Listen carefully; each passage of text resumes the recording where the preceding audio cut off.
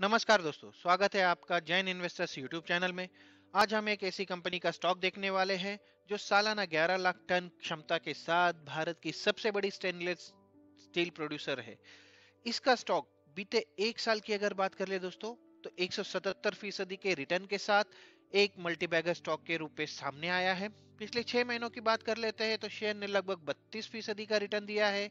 और एक साल पहले जहां इसकी प्राइस जो थी, इसके शेयर की प्राइस जो थी वो 70.25 रुपए थी, वो अब लगभग 180 के ऊपर जा चुकी है दोस्तों।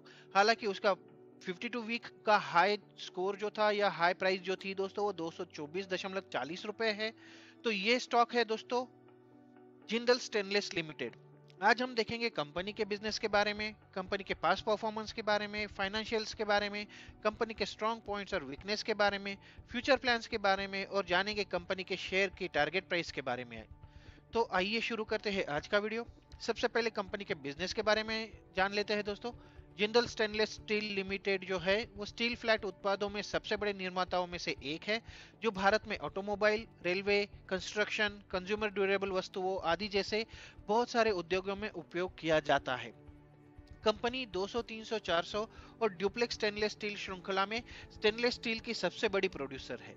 प्रोडक्ट और एप्लीकेशंस की अगर बात करें तो इनके अलग अलग एप्लीकेशंस में अलग अलग प्रोडक्ट्स है, जैसे आर्किटेक्चर, बिल्डिंग और कंस्ट्रक्शन इसके सेक्शन में इनके पास रूफिंग, क्लैडिंग, पैनलिंग से जुड़े हुए प्रोडक्ट्स है दोस्तों। ऑटोमोबाइल एंड ट्रांसपोर्ट सेक्शन के लिए इनके पास एग्जॉस्ट, ब्रेक्स, फ्यूल टैंक से रिलेटेड प्रोडक्ट्स है।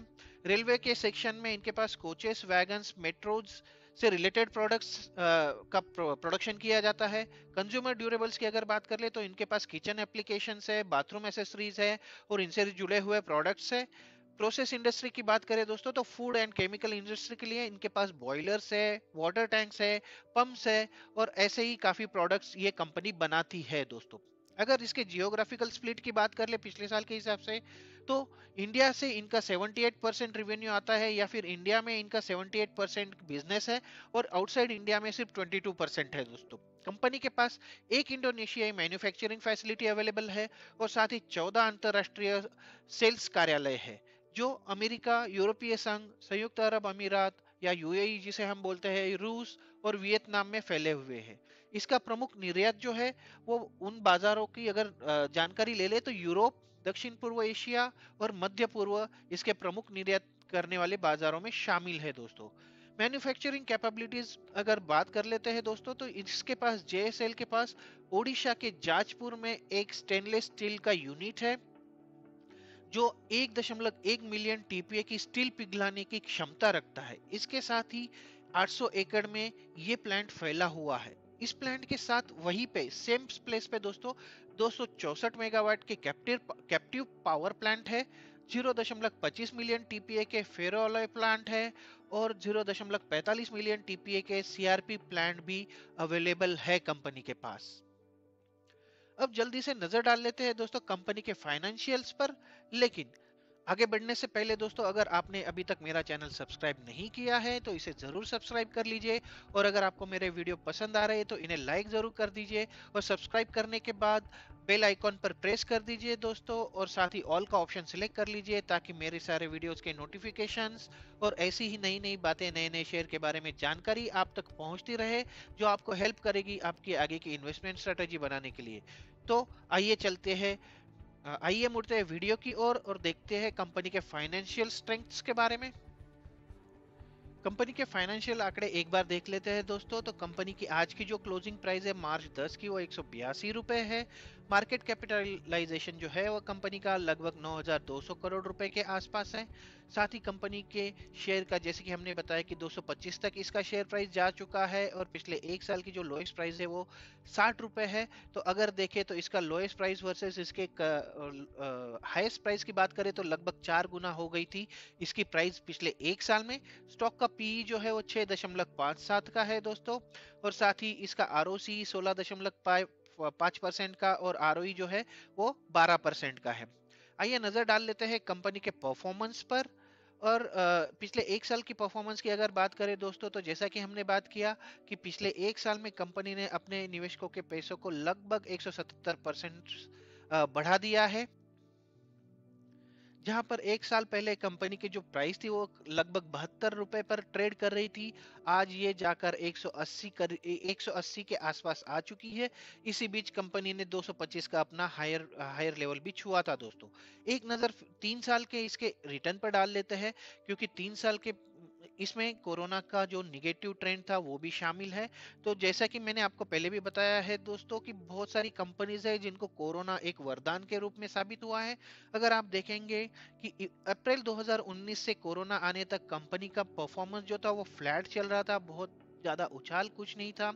और कोरोना आने के बाद ये कंपनी का शेयर जो है वो लगभग 24 रुपए पर जा चुका था। लेकिन अगर कोरोना के बाद अगर कंपनी की ग्रोथ देखें तो जबरदस्त ग्रोथ दिख रही है दोस्तों। अगर हम कैलकुलेट करें तो 24 रुपए से 180 रुपए, तो लगभग 7-8 गुना कंपनी के शेयर की प्राइस हो चुकी है और एक कंसिस्टेंट परफॉर्मर के रूप में सामने आया है दोस्तों। सबसे इम्पोर्टेंट बात जो है दोस्तों कि कंपनी जो है वो बहुत ज्यादा डाउन अप नहीं कर रही है, एक ट्रेंड में चल रही है कंपनी के शेयर की प्राइस। अगर आप देखें तो कोरोना के बाद से कंपनी ने कंटिन्यूअस उछाल ही दिखाया है। हालांकि कपल ऑफ प्लेसेस पे, कुछ जगहों पे इसको थोड़ा सा अवरोध का या फिर रेजिस्टेंस का सामना करना पड़ा है। लेकिन अगर देख ले तो 180 की जो लेवल है वो कंपनी को काफी सपोर्ट कर रही है, उसमें कंपनी के शेयर को काफी सपोर्ट मिलता नजर आ रहा है। उसके बाद 160 की प्राइस पे कंपनी के शेयर को सपोर्ट मिलता नजर आ रहा है। चलिए एक नजर क्वार्टरली रिजल्ट्स पर डाल देते हैं। जैसा कि आपको पता है यहाँ पे हम तीन फिगर नॉर्मली देखते हैं, दिसंबर 2020, सितंबर 2021 और दिसंबर 2021 के आंकड़े हम देख लेंगे। इसमें अगर नेट प्रॉफिट देखें तो दिसंबर 2020 में 170 करोड़ रुपए का प्रॉफिट हुआ था, जो बढ़कर सितंबर 2021 में 407 हो गया, 407 करोड़ रुपए हो गया। और दिसंबर 2021 में ये बढ़कर लगभग 435 करोड़ रुपए हो गया दोस्तों। अगर प्रॉफिट एंड लॉस की बात कर ले, ईयरली कंपैरिजन कर ले दोस्तों, तो अगर आप सेल्स की बात कर ले तो सेल्स में एक स्टेडी इंप्रूवमेंट देखने को मिल रही है पिछले कुछ सालों में। साथ ही अगर एनपीए की बात कर ले, नेट प्रॉफिट की बात कर ले, तो मार्च 2018 इनके लिए बहुत ही अच्छा साल साबित हुआ था। लेकिन उसके बाद 142 करोड़ और कोरोना के टाइम पे 71 करोड़ रुपए इनका प्रॉफिट रह गया था। लेकिन उसके बाद जैसे कि मार्च 2020 के बाद के आंकड़े देखे तो पिछले 2021 के मार्च महीने में जो इनका कंसोलिडेटेड नेट प्रॉफिट था वो 419 करोड़ रुपए था। और अभी पिछले एक साल की ही बात कर ले तो 1435 करोड़ रुपए इनका प्रॉफिट हो चुका है दोस्तों। इस बीच कंपनी के अगर ईपीएस की बात कर ले तो 2.97 से लेकर 28.87 रुपए इसके ईपीएस की ग्रोथ देखने को मिल चुकी है दोस्तों। एक नजर कंपनी के ग्रोथ पर डाल लेते हैं दोस्तों। अगर पिछले एक साल की बात कर ले तो कंपनी के जो सेल्स ग्रोथ है उसमें 64% का इजाफा हुआ है या बढ़त देखने को मिली है। पिछले एक साल की अगर प्रॉफिट ग्रोथ की बात करें तो बहुत ही ज्यादा है दोस्तों, 1582% है। उसके बाद कंपनी के स्टॉक प्राइस सीएजीआर की बात कर ले तो इसके आंकड़े काफी अच्छे नजर आ रहे हैं। एक साल और 3 साल में कंपनी ने एक अच्छा परफॉर्मेंस किया है। एक साल में 152% का इसने सीएजीआर अप दिखाया है और 3 साल में 62% का। और आरओई की अगर बात कर ले दोस्तों तो एक कंसिस्टेंट परफॉर्मर नजर आ रही है। हालांकि 10 साल के लिए कंपनी का परफॉर्मेंस जो है वो इतना अच्छा नहीं है, माइनस में है फिगर। लेकिन पिछले एक साल में कंपनी का जो परफॉर्मेंस है, आरओई जो है वो 12% का यहाँ पर दिख रहा है दोस्तों। एक नजर डाल लेते हैं दोस्तों कंपनी के शेयर होल्डिंग पैटर्न पर। अगर यहाँ पे देख लीजिए तो कंपनी का शेयर होल्डिंग पैटर्न, एफआईआई का जो शेयर होल्डिंग पैटर्न है, इसमें इसमें कंटिन्यूअस लगातार बढ़ोतरी देखने को मिल रही है। और जहाँ पे ये मार्च 2019 में लगभग 11% का था तो आज लगभग 15% का हो गया है। तो आशा है कि जो बिकवाली चल रही है एफआईआई के द्वारा उसका इस कंपनी के शेयर पर ज्यादा असर नहीं हुआ है। वित्त वर्ष 2022 की तीसरी तिमाही की अगर बात कर ले दोस्तों, दिसंबर 2021 के आंकड़ों की या नतीजों की, तो कंपनी का प्रदर्शन खासा बेहतर रहा है। दिसंबर 2021 में समाप्त तिमाही के दौरान कंपनी की जो आय है या इनकम है वो सालाना आधार पर 33% बढ़त हुई है और उसके साथ ही वो 4173 करोड़ पर पहुंच चुकी है। तिमाही के आधार पर अगर कंपनी की आय में परसेंटेज वाइज देख ले तो 11% की ये बढ़ोतरी देखी जा रही है दोस्तों। तीसरी तिमाही में कंपनी का जो कंसोलिडेटेड एबिटडा है उसमें सालाना आधार पर 47% की बढ़ोतरी दर्ज की गई है। वही अगर प्रॉफिट की बात कर ले तो प्रॉफिट जो है वो 90% बढ़ा है और ये 515 करोड़ रुपए के स्तर पर पहुंच गया है तीसरी तिमाही में दोस्तों। एक नजर कंपनी के फ्यूचर प्लान्स पर भी डाल लेते हैं दोस्तों। कंपनी ने अपनी उत्पादन उत्पादन क्षमता जो है उस पर खासा काम किया है। कंपनी ने हाल ही में अपने विस्तार के पहले चरण को पूरा कर लिया है, जिससे कंपनी का जो प्रिसीजन स्ट्रिप उत्पादन क्षमता है वो 22,000 टीपीए से बढ़कर 48,000 टीपीए हो गई है, लगभग दुगुनी से भी ज्यादा हो चुकी है दोस्तों। कंपनी अपने विस्तार के दूसरे चरण पर भी काम कर रही है। इस चरण में या इस सेक्शन के पूरे हो जाने के बाद इसकी प्रिसीजन स्ट्रिप उत्पादन क्षमता जो है वो 60,000 टीपीए तक पहुंच जाएगी दोस्तों, उसके स्तर तक पहुंच जाएगी, जो कि एक बड़ा नंबर है। अगर ब्लेड उत्पादन क्षमता की बात कर ले तो इस पर भी कंपनी ने 200 करोड़ रुपए का निवेश किया है। और ये जो दूसरा चरण है दोस्तों वो 2023 की चौथी तिमाही में पूरा हो जाने की पूरी पूरी संभावना है। ये ऑन ट्रैक है, चल रहा है काम।